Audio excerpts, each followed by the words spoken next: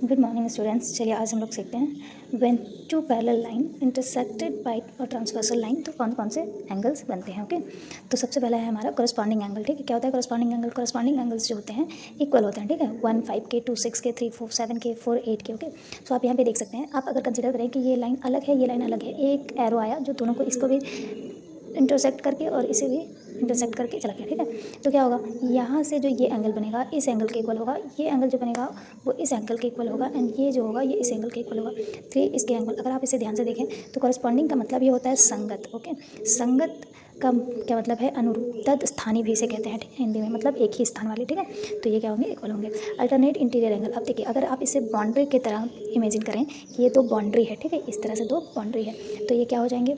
आपके जो बाउंड्री के अंदर जो होंगे वो इंटीरियर होंगे और जो बाहर होंगे वो एक्सटीरियर एंगल्स होंगे। ठीक है, तो alternate interior angles are equal, ये भी क्या होते हैं? इक्वल होते हैं। तो अल्टरनेट का कहने का मतलब क्या है? एकांतर, एक छोड़कर एक कह सकते हैं इसे आप। तो 4 3 6 है ना, इस तरह से अगर चलेंगे तो आप 3 को छोड़ देंगे, 4 6 के इक्वल होगा, 3 5 के इक्वल होगा। ठीक है, तो ये एंगल्स आपस में क्या होते हैं? बराबर होते हैं। ठीक है, इसे इस तरह से हम ध्यान में रखेंगे। Alternate exterior angle, exterior angles क्या है? Are equal. ठीक है, तो एक्सटीरियर हम अभी बताएं जो बाहर साइड हो। ठीक है, तो 1 जो है 7 के इक्वल होगा, 2 किसके इक्वल होगा? तो 8 के इक्वल होगा। ठीक है, को इंटीरियर एंगल्स आर सप्लीमेंट। अब ये क्या है? तो को का मतलब होता है कंसिक्यूटिव। ठीक है, कंसिक्यूटिव मतलब होता है लगातार या क्रमागत। ठीक है, तो ये क्या होते हैं? सप्लीमेंट्री होते हैं। सप्लीमेंट्री क्या है? तो कभी भी दो एंगल का सम 180 डिग्री हो तो उसे सप्लीमेंट्री कहते हैं। Angle A plus B is equal to 180 degree. तो यहाँ पे जो आपका एक साइड में कंसिक्यूटिव है, यानी कि लगातार जो नंबर्स हैं 4 और 5 इंटीरियर वाले, वो क्या होंगे? 180 डिग्री के बराबर होंगे जब इन दोनों को हम ऐड करेंगे। ठीक है, तो एंगल 4 + 5 एंड एंगल 3 और 6। ठीक है, एंगल 3 6 क्या हो जाएगा? 180 डिग्री के बराबर।